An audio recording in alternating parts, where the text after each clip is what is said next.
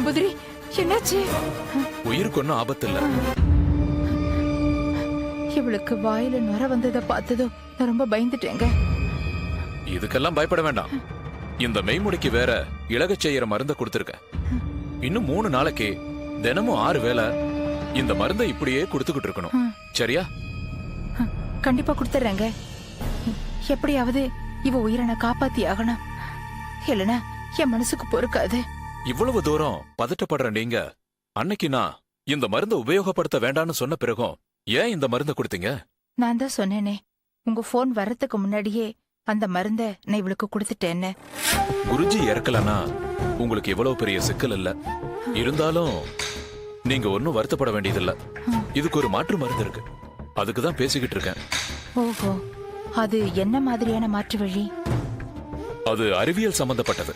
என்னது, அறிவியல் சம்பந்தமா? ஆமாங்க. என்னங்க இது? பொதுவா உங்கள மாதிரியான ஆட்கள் மனதேவதைக்கு 1001 எலுமிச்சம்பழங்கள் 1001 நெய் விளக்குகள் ஏத்தி பரிகாரம் பண்ணுங்கன்னு சொல்வீங்கன்னு எதிர்பார்த்தேன். ஆனா நீங்க வித்தியாசமா அறிவியல் சம்பந்தமான தீர்வு இருக்குன்னு சொல்றீங்க. ஆமா மேடம், எங்க குருஜி மூலிகை மருத்துவத்துல ஒரு மாபெரும் மேதை. ஜோஷியத்திலையும் ஜாதகத்திலையும் மட்டுமில்ல, அறிவியலிலும் மனித வாழ்க்கை தத்துவங்களுக்குள்ள உருவாக்கப்படுறதுல ரொம்ப தெளிவா இருந்தார். அவர்கிட்ட தொழில் கத்துக்கிட்ட இன்னொருத்தர் இருக்கார். அவர்கிட்ட தான் இதுக்கு மாற்று மருந்தான தனிமத்தை பத்தி பேச போறேன். தனிமத்தை பத்தியா? ஆமாங்க. வேதியியல் துறையில இதுவரைக்கும் 116 தனிமங்கள் தானே கண்டுபிடிக்கப்பட்டு அட்டவணைப்படுத்தப்பட்டிருக்கு. ஆனா இப்ப 117வது தனிமத்தை கண்டுபிடிச்சிருக்காங்க. அதுதான் இப்ப உங்களோட இந்த பிரச்சனைக்கு மாற்று மருந்தா உபயோகப்பட போகுது. அது என்ன தனிமம்? அன்செப்டியம். அன்செப்டியமா? அது எப்படிங்க தனிமத்தை தனியா உருவாக்க முடியும்? உருவாக்கி இருக்காங்க மேடம். தனிமங்கள் பொதுவா அதோட உட்கருவில் உள்ள புரோட்டான்களோட எண்ணிக்கையை வச்சு வகைப்படுத்தப்படும். இதுல புதுசா உருவாக்கப்பட்டிருக்கிற தனிமம் கால்சியம் மற்றும் பெர்குலியம். இந்த தனிமங்களை மோதச் செய்து தயாரிக்கப்பட்டிருக்கு. இந்த புது தனிமம் உறுதியாகவும் எடை கூடியதாகவும் இருக்கும்.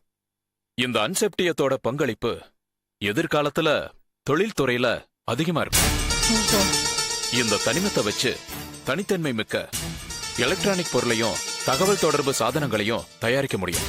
இந்த கனிமம் எப்படி எனக்கு இந்த விஷயத்துல உதவி பண்ணும்?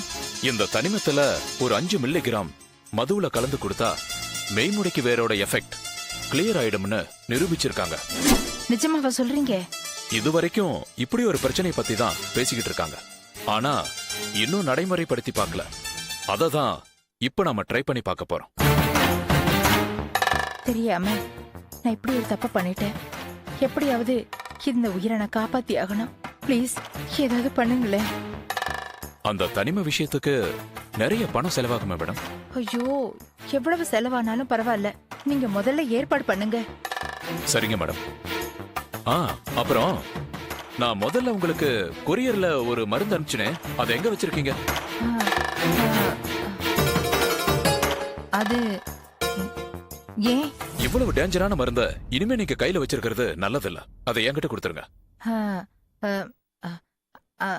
அத நான் அன்னைக்கே சாக்கடையில ஊத்திட்டேன். சாக்கடையில ஊத்திட்டீங்களா? ஆமா. ஏன்? என்ன மேடம் நீங்க? நிறைய புழுப்பூச்சிகள் இப்ப இந்த நிலைமையில இருக்கும். சரி, பணம் எப்ப தரீங்க? நான் உங்களுக்கு அந்த மருந்து தரேன். நீங்க வெளியில வெயிட் பண்ணுங்க, நான் பணம் கொண்டு வரேன். சரி.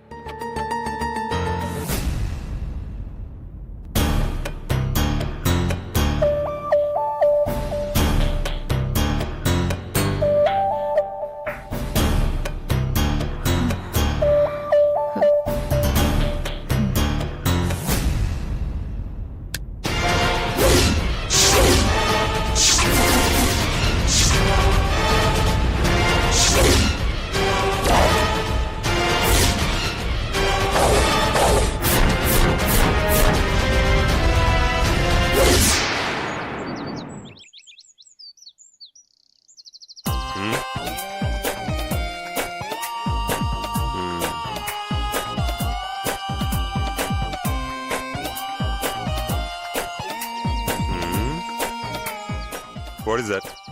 Letter, sir. யூஜின் டிவில இருந்து வந்த ஃபேக்ஸ் லெட்டரா? ஆமா சார். படி.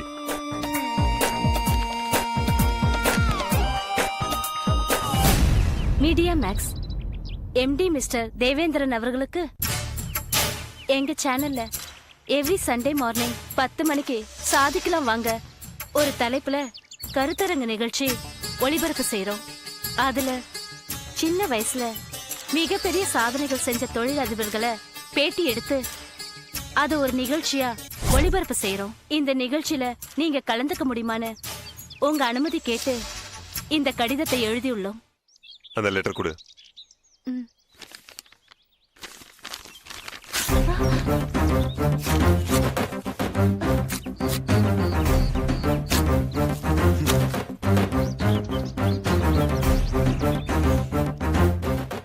பவானி சார், அந்த டிவி காரங்களுக்கு நீங்களே போன் பண்ணி இந்த மாதிரி வெட்டி ப்ரோக்ராம்கெல்லாம் எங்க பாஸ் கலந்துக்காதனாலதான் இன்னைக்கு பெரிய லெவல்ல இருக்கிறாரு நீயே சொல்லிடு. என்ன சொல்லிடுவல்ல? சொல்லிடுறேன் சார். ஓகே. பவானி, உனக்கு கல்யாணம் ஆகி ஒரு குழந்தை இருக்குல்ல? ஆமா sir.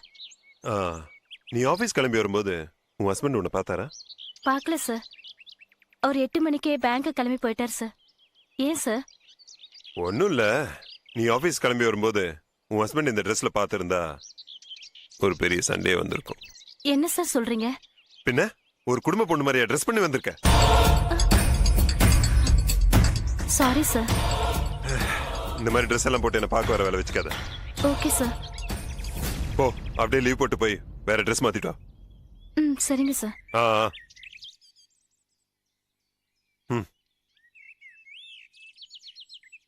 Sir. Yes mister Ganeshmurthy, what is the matter? Sir, ஏவோ போஸ்டுக்கு ராஜாராம் பேரை டிக் பண்ணி கொடுத்துருக்கீங்க சார். எஸ். ஏன், ராஜாராம் நம்ம கம்பெனில நல்லா வேலை செய்யற ஒரு கேண்டிடேட் தானே? அதெல்லாம் ஓகே தான் சார். ஆனா ராஜாராம காட்டிலும் சீனியாரிட்டி அதிகம் உள்ள 2 பேர் லிஸ்ட்ல இருக்காங்க சார். சீனியாரிட்டி இருந்து என்ன பிரயோஜனம்? அந்த 2 பேர்கிட்டயும் சின்சியாரிட்டி இல்லையே. நான் ராஜாராம செலக்ட் பண்ணிட்டேன். ப்ரமோஷன் ஆர்டர் டைப் பண்ணி உடனே கொடுங்க. Okay sir. Okay.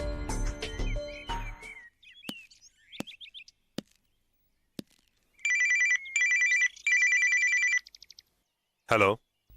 Sir, good morning sir. Rajaraman பேசுறேன். ராஜாராம் சொல்லுங்க. Thank you sir.